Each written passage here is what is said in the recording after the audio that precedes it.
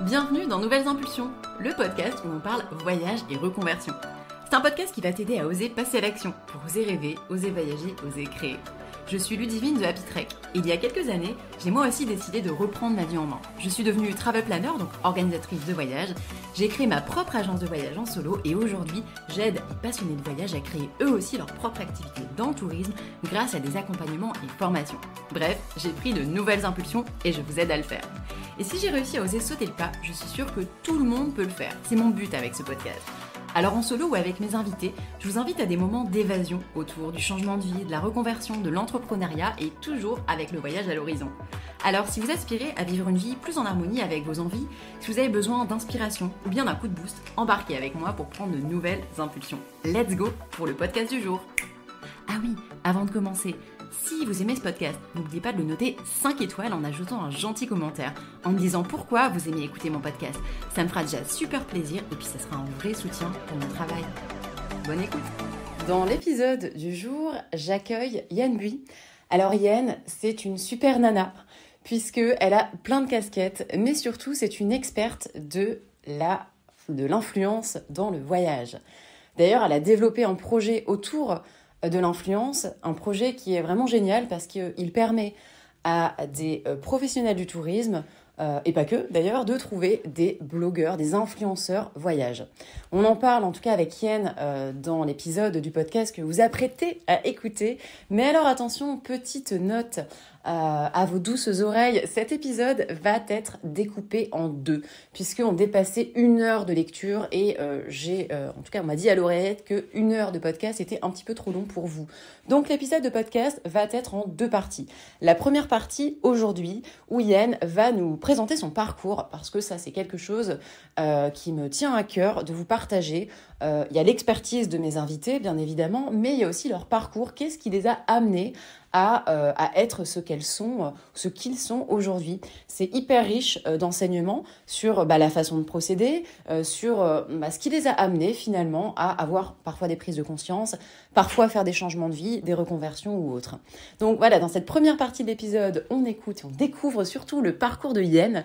Et puis dans la deuxième partie de l'épisode qui sortira la semaine prochaine, cette fois on va pas attendre 15 jours avant d'avoir la suite, parce que je suis sûre qu'après cette première partie, vous aurez vraiment très envie de découvrir un peu plus d'informations encore sur le projet et sur les différentes casquettes de Yen. Donc du coup, la semaine prochaine, nouvel épisode. Donc si vous écoutez cet épisode, peut-être que l'épisode deuxième partie est déjà sorti, ça dépend au moment auquel vous allez pouvoir écouter cet épisode. Et sinon, il nous suffit juste d'attendre une petite semaine. Sur ce, je vous souhaite une belle écoute. Dans l'épisode du jour, je suis avec Yen Bui. Bonjour Yen. Salut! Alors Yann, tu fais plein de choses. Tu vas nous parler de ton parcours aujourd'hui, ce d'autant plus que tu as lancé une solution qui permet de mettre en relation des pros du tourisme avec des influenceurs. C'est un grand sujet parce que c'est pas toujours très simple en tant que professionnel du tourisme, d'ailleurs tout corps de métier, hein, de savoir comment gérer une relation avec des influenceurs. C'est ce dont on va parler ensemble dans cet épisode de podcast. Et ouais, je suis vraiment ravie d'être au micro de ton podcast que j'ai découvert il n'y a pas si longtemps que ça et que j'ai adoré. Le dynamisme que tu mets dans tes épisodes, moi j'adore. Et puis ouais, je te remercie aussi parce que toi-même, tu as été invité sur mon propre podcast. Et aujourd'hui, je suis vraiment ravie que tu me laisses la parole. Et c'est la première fois d'ailleurs que je me prête à cet exercice, tu vois. Comme quoi, il fait une première fois à tout. C'est première fois d'une longue série, j'imagine. En tout cas, J'espère, j'espère. j'espère, j'espère. Est-ce que tu peux te présenter aux auditeurs, nous expliquer, avant de te lancer dans l'entrepreneuriat, quel était ton parcours? Est-ce que tu as toujours été dans le tourisme ou pas? Je te laisse te Ouais, présenter la façon de ton choix. c'est chouette. J'ai été baignée dans l'entrepreneuriat très tôt. C'était pas un choix volontaire au départ. C'est-à-dire que, en fait, j'ai fait tout un parcours post-bac en alternance. Donc, j'ai très vite mis les pieds, en fait, de 18 ans à mon master, de mon bac à mon master, j'ai tout fait en alternance. Pour la petite histoire, il faut savoir que je vais avoir 40 ans cette année. Et donc, quand je regarde maintenant que c'était en 2002 que j'ai eu mon bac, tu vois, ça fait vieux maintenant. Ça fait déjà plus de 20 ans, tu vois. Et, euh, et donc, à l'époque, c'était un peu les débuts de l'alternance. Donc, ça, c'était vraiment chouette. Et puis, j'ai travaillé en agence web où j'ai vraiment fait mes classes sur la partie digitale. En fait, moi, je suis vraiment quelqu'un qui vient du marketing et du digital. Donc, j'accompagnais vraiment à la création de sites internet à l'époque. Et vraiment, c'était une agence de com globale, print et web. Ça, c'était le début. Et donc, j'avais un portefeuille de clients que je gérais sur ces projets-là. Et en fait, ça s'est plutôt mal terminé avec cet employeur-là. Et j'avais noué une très très bonne relation avec l'un des clients. Et pendant plus d'un an, bon, moi j'avais navigué vers d'autres horizons. Et en fait, on était restés amis, on continuait à se voir de temps en temps, on parlait un peu de son boulot, etc. Et lui, à l'époque, développait un gros réseau de franchises informatiques. C'était vraiment le début.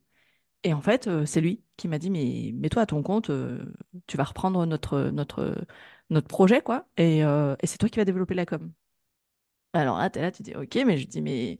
Et il me dit par contre, tu te mets à ton compte parce que nous, on va pas t'embaucher, pas encore. Et voilà comment, en fait, en 2009, j'ai créé mon tout premier statut d'auto-entrepreneur et c'était l'année de la création, tu vois, du statut d'auto-entrepreneur. C'était en 2009. Donc, je fais vraiment partie des tout premiers auto-entrepreneurs et l'aventure, elle a duré en tout et pour tout. Alors, entre-temps, je suis devenue société. Au bout de 3 ou 4 ans, j'ai créé la SARL.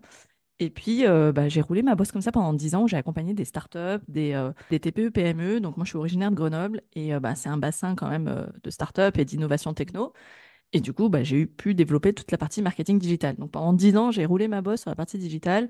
Je suis devenue formatrice auprès des universités parce que j'avais envie de donner ce que moi, j'avais adoré durant mon parcours, en fait. Et donc, ça me nourrissait aussi de ces échanges. Et puis un jour, petit burn-out bien sympathique suite à l'arrivée de mon premier enfant où j'ai eu du mal pendant 2 ans en fait à jongler ma vie d'entrepreneur entre ma vie d'entrepreneur et ma vie de maman. Et ça a été vraiment dur et bah, j'ai fait le choix en fait d'arrêter mon entreprise à ce moment-là. Ok. Et je me C'était suis dit, à quelle époque, du coup? on était en 2018. Ok. On était en 2018. C'est l'année du plus gros chiffre d'affaires que j'ai fait dans ma boîte, tu vois. Et Ah, et donc, du coup, croissance, croissance, problématique. explosion. Ouais. Hmm. Je Pas comprends. su gérer, pas su gérer du tout. J'ai explosé en vol. Et du coup, je me suis dit, bon, ta priorité, c'est toi, ta famille. Maintenant, tu vas retrouver un job salarié quelque temps pour, voilà, entre guillemets, arrêter de te prendre la tête de dingue. Et donc, je me suis dit, OK, qu'est-ce que je fais? Et Et en cette fait, petite mm, question, petite pause, cette question, elle est, la question que je vais te poser sur justement cette décision que tu as prise, qui n'est mm, pas facile à prendre. non. Justement, tu as expliqué que tu avais une boîte qui était en croissance, qui mm, avait un très bon chiffre d'affaires, tu mm. étais libre. Tu étais seule à l'époque dans ta boîte? J'ai toujours été seule. Je suis aujourd'hui Ok. seule dans ma deuxième entreprise.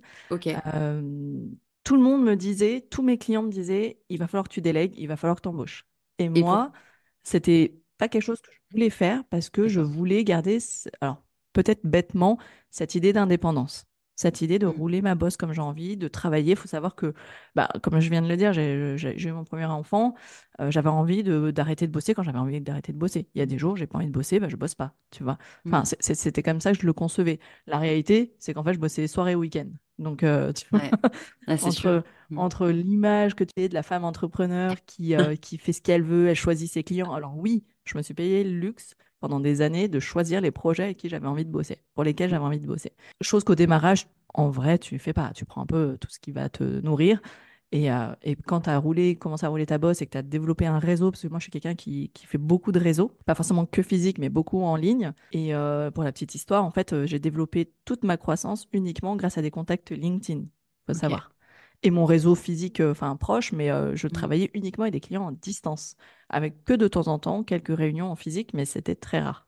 Ok. Donc j'ai vraiment cette particularité d'avoir tout fait tout le temps en full remote, quasiment.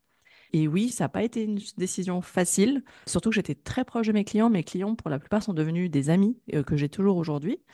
Et ils m'ont tous soutenu en me disant, mais de toute façon, on te voyait partir droit dans Hmm. le mur et qu'on était inarrêtable en fait. Et qu'est-ce qui Et t'a arrêté alors? l'épuisement physique Hmm. et puis en fait l'impression de passer à côté de quelque chose d'important, à savoir mon enfant, quoi. Hmm. Parce qu'il allait avoir 2 ans et je ratais tout. Et mon couple était clairement en train d'exploser aussi. Ouais. Voilà, j'ai fait le choix de me dire, en fait, tes clients, demain, t'en auras, s'il faut revenir, voilà. C'était plutôt le choix de la raison qui m'a fait Hmm. arrêter et d'essayer de sauver ce qu'il y avait encore à sauver, quoi. Bon, résultat des courses, au bout de 2 ans, j'ai quitté le mari, j'ai quitté le compagnon, mais le grand est toujours là Et aujourd'hui, on a une relation qui est géniale, quoi. Donc, j'ai essayé de trouver quelque chose de plus harmonieux. Ça a Mm. été long. Du coup, j'ai trouvé un CDI Ok. très, très rapidement qui m'a fait fermer mon entreprise à ce moment-là, mais c'était OK pour moi. Et c'est comme ça que je suis entrée dans le tourisme. C'est que je suis arrivée à un moment où un office de tourisme qui était proche de chez moi, donc entre-temps, j'avais déménagé, j'avais quitté Grenoble et j'avais déménagé à Gap, dans les Hautes-Alpes, région que tu dois connaître maintenant. Magnifique. Bah ouais. Donc moi, je suis quelqu'un qui a grandi enfin, au milieu des montagnes. Donc tu vois, j'ai besoin quand même de montagnes, Mm. même si je suis pas une énorme randonneuse, mais j'avais besoin de cet environnement-là. Et du coup, je suis allée à Gap et je me suis dit, mais qu'est-ce que je vais pouvoir faire dans le digital à Gap, quoi. Tu vois, c'était vraiment la nana qui, tu vois, la citadine qui débarque, qui se dit, moi, ici, le digital, ils connaissent pas. Enfin, tu vois, avec plein, plein de clichés, ce que tu veux. Et en fait, j'ai vu un poste de community manager en office de tourisme, donc dans le Dévoluy, le massif qui jouxte la ville de Gap, qui est à seulement 45 minutes, et qui, clairement, dans l'annonce, fait comprendre que c'est pas l'expertise sectorielle du Mm. tourisme qui va importer, c'est l'expertise technique, Métier, ouais. Mm. et en l'occurrence digitale pour moi. Donc, en fait, ils étaient vraiment en train de professionnaliser chaque mission, chaque poste de l'office de tourisme en disant qu'ils veulent que des experts, en fait. Ok. Tu vois, la personne chargée de la presse, c'est quelqu'un qui doit être de la presse. Mm. Et tant pis si elle connaît pas l'environnement, parce que ça se découvre, Ça en fait. s'apprend, ouais, c'est Ouais, ça se sûr. Mm, découvre, mm. en fait. Même si on pourrait dire à l'inverse, hein, c'est pareil, tu peux avoir la compétence sectorielle du tourisme ou d'une destination et apprendre sur le tas la compétence technique. Les deux se valent, mais on va plutôt venir te chercher pour tes compétences Mm. d'expertise, en fait, pour ton Ça met, expertise. à mon sens, plus de temps à apprendre un métier, Mm. les bonnes façons de Les faire, bonnes pratiques, ouais, qu'apprendre un secteur tout à d'activité. fait. Bon, le secteur du tourisme, il a ses particularités, ses codes, effectivement, mais bon, Mais on ça peut s'apprend. appliquer une Mm. méthode et une approche à n'importe quel secteur en réalité, Ouais, surtout en marketing. clairement. Surtout en Oui, oui, marketing. complètement. Mm. C'est ta méthodologie que tu amènes, c'est ton côté opérationnel et Mm. stratégique que tu amènes tout de suite. Donc c'est comme ça. Et donc pendant 4 ans, j'ai eu le job en or, quoi. Et C'est-à-dire, du coup, t'as vécu le Covid entre-temps? ah oui, Ah oui, exactement. Ouais, ouais, parce que quand là, même. effectivement, je suis arrivée en 2018 et puis je Ouais, suis partie en 2022. Donc, ok. clairement, au milieu, tu as le moment Covid, le meilleur moment pour un community manager de destination, tu vois, où tu peux plus faire de photos, tu peux plus rien faire et tu essaies d'animer ta communauté tant bien que mal. Mais finalement, tu les fais vivre par les photos, Oui. Ah bah oui, en fait. à cette C'est ce qui époque-là. s'est... En fait, cette période Covid a renforcé l'engagement de ma communauté, enfin de la Ouais. communauté de la destination à ce moment-là. Et ils avaient envie de ça et en fait, je leur apportais du rêve depuis leur canapé, quoi. Et Mm. c'était vraiment un moment fort. Et voilà comment je suis arrivée dans le tourisme, en fait. Ok. Et justement, est-ce que tu peux nous parler un petit peu de tes missions en tant que community manager Mm. pour un office de tourisme? Est-ce que selon toi aussi, peut-être préciser après, est-ce que c'est différent qu'un poste de CM au sein Très d'une bonne agence de question, ça. voyage Ouais. ou en tant qu'indépendant, par exemple, travel planner? Ouais. Alors, effectivement, j'ai vu les deux cas, en fait. Moi qui viens d'un métier où, pour moi, il fallait tout externaliser, enfin, qu'une entreprise devait tout externaliser, parce que j'étais la preuve même que tu pouvais externaliser ton marketing. Eh bien, à l'inverse, sur la partie tourisme, j'ai compris qu'en fait, il fallait que je sois vraiment au cœur même du territoire. Et en fait, je devenais le reporter, en fait, du territoire. Alors, pour l'anecdote, je ne vivais pas sur le territoire. Moi, j'avais 45 minutes de route le matin et 45 minutes de route le soir. Donc, j'étais pas locale, j'étais pas ancrée localement. Néanmoins, bon, bah, je suis devenue un peu on va dire l'ambassadrice. J'aime bien utiliser ce terme pour Oui. le CM, parce que pour moi, le CM, c'est l'ambassadeur numéro un d'un territoire. Et c'est vraiment la vision que j'ai. Et c'est celui qui va montrer les coulisses du territoire, pas que le beau, pas que les spots les plus connus, mais aussi les acteurs du Mm. territoire, les portraits, les personnages du territoire. Ça, cette partie-là. Et cette chance que j'ai eue, c'est que au-delà de ma mission de community manager, j'ai aussi été en charge de la rédaction du magazine trimestriel de la destination. Et dans ce cadre-là, bah, en fait, je devais créer des dossiers en collaboration avec la mairie, la commune, pour faire passer des messages aux habitants, mais aussi pour faire beaucoup de portraits. Et c'est ça, en fait, qui m'a vraiment plu, Mm. c'était les deux ensemble. C'est-à-dire que les portraits que je faisais venaient alimenter le site internet et enfin tous les supports de com pour montrer, en fait, pour donner envie aux gens de venir à la rencontre de ces personnes-là. C'est qu'en fait, montrer que le voyage, c'était de la rencontre. Oui, quand tu es en montagne, oui, tu as envie de calme, oui, tu as envie de paysages waouh, bien sûr, Mm. mais tu as aussi envie de remettre un peu d'authenticité dans cette vie et de mettre un peu, bah, c'est vraiment à ce moment-là que j'ai ressenti l'appel du slow travel. Mm. Et, euh, et du coup, j'ai essayé de surfer un peu sur cette vague-là en disant, mais prenez le temps, en fait, partez à la Mm. découverte.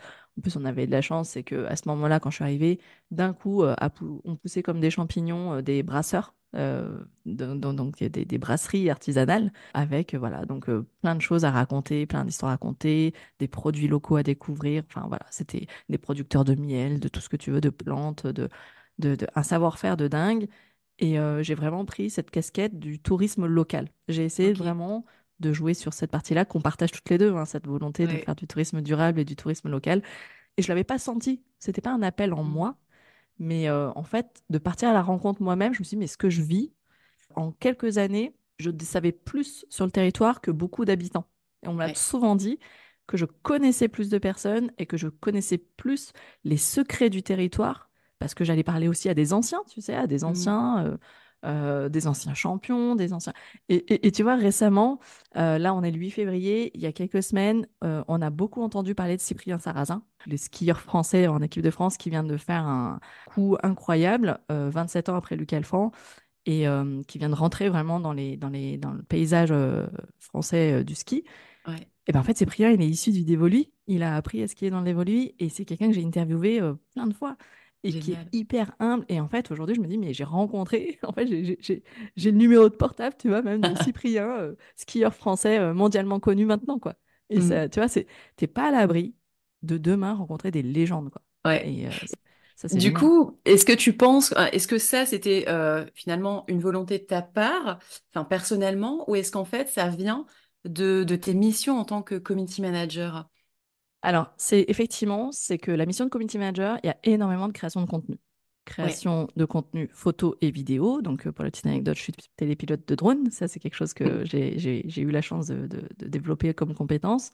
Donc, création de contenu photo et vidéo, ça, on va dire, c'est le b.a.-ba du community manager en tourisme. C'est de créer du visuel, créer du contenu. Mais avec, dès le départ, j'ai toujours voulu qu'il y ait un blog Mhm. et un blog touristique qui n'était pas au départ, qui n'existait Ok. pas au départ. J'ai vraiment mis en place un blog parce que je suis quelqu'un qui adore la rédaction, j'adore créer du contenu et que forcément le contenu favorise aussi le référencement naturel. Mm. Donc en fait, aujourd'hui, les personnes qui préparent un séjour, et je parle bien de préparer un séjour, déjà, il faut qu'ils aient envie, enfin, déjà, il faut qu'ils découvrent ta destination en fait. Ils ne savent pas qu'ils vont venir chez toi. Mm. Enfin, dans ton territoire, ils ne connaissent pas. Comment tu dis à un Parisien que le massif du Mm. Dévolu, c'est génial, il ne sait pas. Par contre, il y a des expériences qui recherchent, il y a du calme qui recherche, enfin voilà, il y a des Mm. besoins. Et j'ai vraiment travaillé sur cette notion d'identification des besoins au travers des personas, hein, comme on dit en marketing, et d'identifier différents personas et de créer des contenus pour ces personas. J'ai vraiment eu à cœur, donc tu as un peu le côté aventurier, tu as Mhm. celui qui veut venir en voyage solo, typiquement toi, un peu côté aventurier, tu as les familles, c'est une destination familiale, donc il fallait vraiment créer du contenu un peu pour tout le monde et pour montrer Mm. que la destination était un peu polymorphe, qu'elle s'adaptait un peu à différents profils. Je pense aussi aux seniors. Voilà, Mm. grosso modo, couple, famille, sportif, sportif aventurier. Voilà, c'était un peu les profils. Et mon job de community manager, c'était ça, créer du contenu pour répondre à ces différents profils qui avaient des besoins que j'avais préalablement identifiés.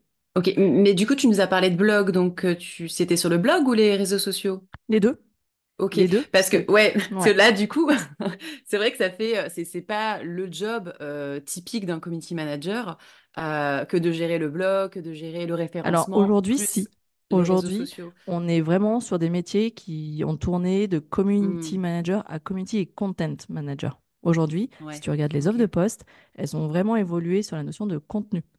Et le contenu au travers de vidéos, d'interviews, évidemment, tu auras toujours de la photo et de la vidéo, ça c'est indéniable. Quand tu regardes les grosses destinations, c'est ce qu'elles font. Mais néanmoins, elles sont en fait multicanales. C'est-à-dire que j'avais interviewé sur mon podcast Pierrick, un ancien justement CM du Dévoluy, qui est devenu le CM de la Clusa, enfin le responsable Mhm. communication de la Clusa, de la station, en Haute-Savoie. Eh bien, en fait, tout travaillent ensemble. C'est-à-dire qu'il a créé Mm, vraiment, il a un magazine papier, il y a un podcast, il y a le blog, il y a les réseaux mm, sociaux, il y a les portraits, et tout vient s'alimenter harmonieusement ensemble, en fait. mm, L'un va nourrir l'autre, et en fait, le rôle du community manager, c'est de créer des contenus qu'il va réutiliser et recycler mm, sur plein de médias. Et le community manager, c'est pas que les réseaux sociaux. S'il y avait un message que je devais faire passer sur ce métier-là, mm, c'est que community manager, ça veut dire animer des réseaux, des communautés. Et la communauté, elle n'existe pas forcément que sur les réseaux. Elle existe aussi sur des réseaux physiques. Je pense au salon, par exemple. Voilà, la communauté, c'est aussi une communauté d'ambassadeurs, c'est-à-dire en mm. local, créer ton réseau d'ambassadeurs, fédérer aussi tous les acteurs locaux dans la promotion d'une destination. Pour moi, c'est ça le rôle du community manager, c'est d'amener plus de monde à devenir eux-mêmes des ambassadeurs d'un territoire. Je suis complètement d'accord avec toi sur la nécessité, bah, du coup, qu'a l'entrepreneur ou l'entreprise d'avoir une stratégie de communication Mm, plutôt multicanale globale. mm, Euh, Par contre, aujourd'hui, il y a beaucoup de community managers qui sont sur le marché, mais qui ne sont pas formés, donc qui n'ont pas les compétences mm, pour pouvoir gérer tous ces aspects dont tu parles et qui sont clairement nécessaires. Parce qu'aujourd'hui, ça n'a rien à voir de gérer de la création, déjà, entre la création de contenu et la création de visuels avec la rédaction d'un texte, la programmation et puis la gestion d'une communauté. Déjà sur ça, je vois qu'il y a des community managers qui sont pas forcément formés à la création de contenu aussi bien que cette partie pure réseaux sociaux. mm. Si ensuite tu rajoutes une casquette en fait rédaction web et référencement, qui sont encore, je trouve aussi, il y a certains rédacteurs qui n'ont pas forcément la casquette Community manager. Mm, référencement même sur mm. ça, sur le Oui, SEO, oui. tu vois. Tout comme il y a des développeurs de sites qui maîtrisent absolument pas le SEO. Mm, Donc, je suis d'accord avec toi, mais par contre, je voudrais quand même spécifier aux auditeurs que, qui sont peut-être en passe de créer une entreprise ou qui ont une entreprise qui souhaite peut-être dont ils souhaitent déléguer la com, qu'attention, un community manager aujourd'hui n'est pas forcément capable de faire toutes ces tâches que tu cites, même si elles sont nécessaires et que c'est important mm. d'aller justement creuser les Ouais, alors je vais différentes te rajouter compétences qu'a quelque la chose alors. personne. Je vais te rajouter effectivement quelque chose que je n'ai pas encore mentionné. C'est dans le monde du tourisme particulièrement, c'est l'instantanéité qui est très importante dans le rôle du community manager. Mm, C'est l'aspect temps réel et ça va même amener sur comment je peux faire pour développer un don d'ubiquité. On en est là, hein. C'est-à-dire que comment je peux faire pour, en fait, typiquement, je suis sur un salon, je suis pas sur place ou je suis pas au bon endroit à ce moment-là, mais il vient de se passer quelque chose. Comment je fais? Et c'est pour mm, ça où justement, le community manager, dans son rôle d'ambassadeur et de fédérateur, il va s'appuyer sur des correspondants locaux mm, pour justement en fait faire de la création de contenu et de la curation de contenu. mm, Peut-être que, et je peux aussi te rajouter effectivement que pour un community manager dans le monde du tourisme, se doit d'avoir des relais, des correspondants sur place, parce que, je sais pas, tu es en train de faire un shooting à l'autre bout du territoire, il vient de se passer quelque chose d'important que tu as raté, mais en fait, il existe des gens qui mm, étaient là et qui ont fait des photos et qui peuvent te les partager. Je te mm, prends un exemple aussi. Typiquement, ce qui a été mon cas, c'est que je te le disais en intro, je ne suis pas quelqu'un d'ultra sportif. C'est-à-dire que je n'ai pas la compétence. Je peux pas aller te faire un sommet de 3000 mètres comme ça un matin en mettant mes chaussures et mes baskets et puis hop, j'y vais. mm, Il y en a plein qui savent le faire, mais pas moi. Moi, à la limite, je peux te faire des photos sympas, mais si tu peux m'amener en voiture ou tu vas m'avancer, ça mm, m'arrange quand même. Par contre, en fait, j'en connaissais plein qui savaient faire ça. Et j'en connaissais plein. Et à tel point, je leur disais, bah, toi, je prends un exemple, c'est une station de ski à la base, bah, les pisteurs qui sont les premiers. Bon, j'ai de la chance, mon mari est dameur dans cette destination, enfin, était dameur. Et du coup, bah, lui, de nuit, il était sur place. Et il faisait quelque chose que personne ne pouvait voir. Et du coup, il mm, m'envoyait les photos du lever de soleil, du coucher de soleil. Il m'envoyait des trucs où je ne pouvais pas être sur place, hormis d'avoir vraiment programmé, tu vois, une session de shooting, etc. Donc en fait, je me suis appuyée aussi sur ça.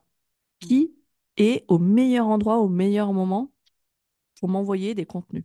Et Et du coup, le faire avec comment ça serait pour toi on va Recadrer peut-être sur, tu vois, par exemple, tu as une agence de voyage, tu as ton activité de travel planner, bon, tu es tout seul à gérer les choses. Mm. Comment tu fais? Ça serait quoi les actions que tu peux mettre en Tu place pour développes ton justement réseau. trouver ces ambassadeurs Tu et développes ton réseau. négocier avec eux ou voir avec eux comment on va t'envoyer une photo? Parce que, Mm. bon, alors quand c'est ton mari, c'est plutôt chouette, c'est assez simple.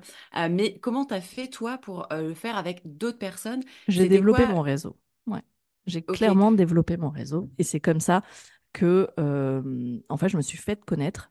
Et c'est comme ça aussi qu'aujourd'hui, j'accompagne les hébergeurs touristiques, par exemple, Mhm. ceux qui ont investi mais qui ne vivent pas sur place, parce qu'il y en a beaucoup, par exemple. Je leur donne des pistes pour, typiquement, il y a une chute de neige, mais t'es pas là. T'es à Ouais. Montpellier pendant que en montagne, là où tu loues ton appart, en fait, il y a eu une super chute de neige, mais t'es pas là. Alors, il existe des astuces. L'astuce numéro un pour un territoire, c'est de beaucoup s'appuyer sur les webcams, déjà, Mhm. qui sont les yeux de la destination pour n'importe qui. Et que l'avantage des webcams, c'est que souvent, c'est de la photo de très haute qualité. Et Ouais. que en plus, l'avantage, c'est que tu peux remonter dans le temps. Tu peux dire, ah, mais j'ai raté le lever de soleil, j'avais vu que c'était dingue. Hop, tu peux remonter dans le temps et tu chopes la photo. Ça, tout le monde ne le sait pas et tout le monde n'y pense pas. Mm. Après la chute de neige, typiquement, en fait, c'est que quand tu débarques sur un territoire, tu vas à la rencontre, encore une fois, des personnes, tu noues des liens, et puis en fait, tu deals un peu des partenariats en disant, bah voilà, moi, en fait, je serai pas là tout le temps, mais quand il y a une chute de neige, j'aimerais bien avoir une vidéo. Quand Mm. il y a un événement, mais je suis pas sur place, etc. Typiquement, là, il va y avoir l'arrivée du Tour de France cet été. Si t'es pas sur place, en fait, tu demandes à un commerçant, à Mm. des loueurs de matériel, etc. Si quelqu'un ne pourrait pas, voilà, t'as raté le feu d'artifice, etc. Typiquement, c'est ce que je faisais en tant que community manager. Je ne Ok, pouvais pas ouais. être partout. Il va y avoir un spectacle, je demande à quelqu'un de le faire à ma place, Ok. etc. Et ça, t'as pas besoin d'aller négocier des deals. En fait, t'as tellement développé un réseau de confiance qu'en fait, les gens le font volontiers. Et pourquoi aussi? C'est parce qu'en fait, il y a un peu de l'ego. C'est que, alors, notamment quand tu es community manager de destination, c'est qu'en fait, ils se disent, je vais passer sur le compte de la destination. Dans mon cas, c'était ça. Et donc, chouette, en fait, c'est moi que tu vas mettre en avant. Et du coup, en fait, même un restaurateur, etc., quand bien même je faisais pas la promotion de son restaurant, je mentionnais quand même l'auteur de la photo, je le créditais. Et en Ouais. fait, naturellement, quand tu partages en story des images et que tu crédites, parce que ça c'est une obligation, tu crédites l'auteur, en fait, naturellement, beaucoup de gens vont voir ce compte et s'abonnent. J'ai souvent eu le cas où on me disait qu'en fait, à chaque fois qu'en tant que community manager de la destination, je relayais des stories, que ces personnes-là gagnaient beaucoup d'abonnés derrière. Alors, beaucoup, on va relativiser selon les comptes et selon la qualité du compte. Voilà, certains ont vu leur compte gagner en abonnés. Tout simplement grâce au relais. Mm. Et ça m'amène aussi la question inverse, c'est que quand tu veux gagner en visibilité, parce que tu démarres, tu viens de tes travel planners, en fait, la meilleure stratégie pour gagner en visibilité, c'est de devenir le CM numéro 2 de la destination. Facilite le job du community manager en chef et devient quelqu'un qui est aussi reporter, qui a sa propre vision d'un territoire, mais différente, avec un regard vraiment voilà, différent, mais centré sur quelque chose. Je prends ton exemple, hein, toi avec Happy Trek, quand tu vas sur des territoires, si tu veux aussi gagner en visibilité, tu mets en avant le territoire. Et parce que tu mets en avant le territoire grâce à ta vision sur les sommets, sur des parcours, des sentiers, etc., en fait, le community manager, il n'a pas fait ce que tu es en train de faire. Et du coup, et tu lui amènes du contenu pré-mâché, quoi. Et donc, la meilleure chose à faire à ce moment-là, c'est de tailler la destination, de mettre en avant la destination. Et tu n'es pas en train de vendre ce que tu fais toi. Tu n'es pas en train de vendre ton Mm. activité de formation de travel planner, etc. Non, tu es juste en train de valoriser la destination. Et du coup, en fait, la meilleure astuce, c'est de en fait, se rendre utile à la Mm. personne qu'on veut qu'on cible, en fait. Si tu veux que le territoire devienne ton allié demain, si demain tu veux organiser un voyage, tu es une agence de voyage, tu veux que le territoire te mette en avant, mais Mm. ne vends pas ton produit, ne vends pas ton produit. Lui, il s'en fiche, en fait. Il peut pas mettre en avant une agence de voyage. Par contre, si tu vends la destination, parce que c'est aussi ton job en tant que travel planner, ou d'agence de voyage de vendre une destination, fais en sorte de promouvoir cette destination et du coup de la valoriser au travers de tes contenus et donc d'espérer être partagé, etc. C'est ce que mes hébergeurs qui l'avaient compris, par exemple, quand j'étais sur la destination, même les restaurateurs, ils avaient compris qu'en fait, ils étaient partagés quand ils mettaient en avant la destination et non pas leurs produits ou leurs Ouais. services. Tout simplement. C'est toujours une question finalement Se mettre d'échange. à la place. Ouais, se faire dans toutes les relations, c'est C'est ultra être utile important. à l'autre et se dire, mais lui, son job, c'est quoi? C'est pas de mettre Mm, en avant un resto, ou c'est pas de mm, mettre en avant un hébergement, une offre touristique. Son job, celui de la destination, du CM, c'est vraiment de faire connaître et attirer des voyageurs. Et en C'est hyper fait, tu as... important de connaître, de comprendre Mm, la personne que tu as en face de toi, que ce exactement. soit un client, que ce soit un partenaire, que ce soit bon, n'importe quelle personne, finalement, pour savoir quelles sont ses problématiques et comment moi je vais pouvoir l'aider à les C'est résoudre. se Donc, décentrer de soi. ouais, C'est-à-dire qu'en complètement. fait, arrêter d'être nombriliste et Mm, de dire, moi, j'ai besoin, j'ai besoin de ça. ouais. C'est de vraiment avoir une approche centrée personne que j'ai en face. C'est-à-dire que si c'est un Mm, utilisateur, de quoi lui il a besoin. Si tu es en train d'organiser un voyage, de quoi ont besoin que viennent chercher tes voyageurs. Il y a mm, quoi derrière cette quête de voyage? Est-ce que j'ai besoin de me recentrer sur moi? Est-ce que j'ai besoin de faire une retraite? Est-ce que j'ai besoin de vivre une expérience sportive, un exploit sportif? Enfin, c'est quoi le ouais, besoin qu'il y a derrière? Et pourquoi? Et surtout le pourquoi. ouais. Pourquoi j'en ai besoin? Et parfois, tu peux même aller, bah, typiquement, bah, peut-être que la personne, en fait, elle vient de faire un burn-out. Et si tu parlais un peu Mm, du burn-out, qui touche quand même aujourd'hui énormément de monde, ouais. bah, en fait, tu vas raisonner chez ces personnes-là. Et donc, en fait, tu vas créer du contenu qui résonne et qui, du coup, engage. C'est ça, Mm, le vrai métier aussi de fédérer une communauté, bah, c'est de l'engager. Et pour l'engager, c'est pas en disant moi, je suis le meilleur, mon territoire, c'est le meilleur, mon offre, c'est la meilleure. C'est mm, j'ai créé quelque chose qui est pour toi.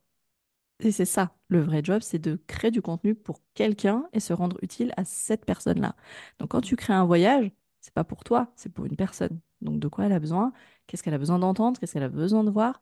Et j'irai même plus loin, c'est qu'aujourd'hui, euh, je parle beaucoup de communication émotionnelle. Et que cette communication émotionnelle, pour que ça résonne, ça passe par les émotions, il faut mm, que ça fasse vibrer quelque chose. Une douleur, une peur, un rêve, un besoin, ce que tu veux. Et le langage sensoriel, est hyper important.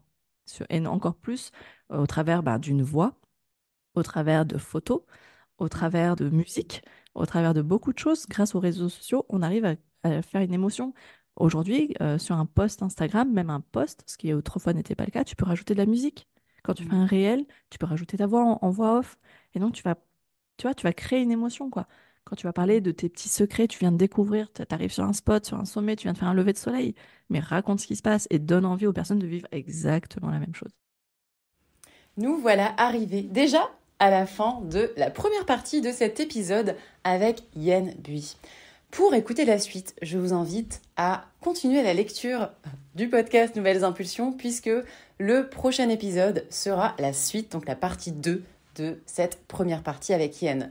Donc rendez-vous la semaine prochaine si vous avez découvert cet épisode à sa sortie et peut-être que si vous avez découvert l'épisode après sa sortie, eh bien vous avez la chance d'avoir déjà la deuxième partie. Alors, filez l'écouter. Et puis, n'oubliez pas d'ajouter une note 5 étoiles et un commentaire sur Apple Podcast. Ça vraiment m'aidera beaucoup à faire connaître le podcast. Et puis, c'est vraiment un vrai soutien pour moi et du coup pour mes invités. À bientôt!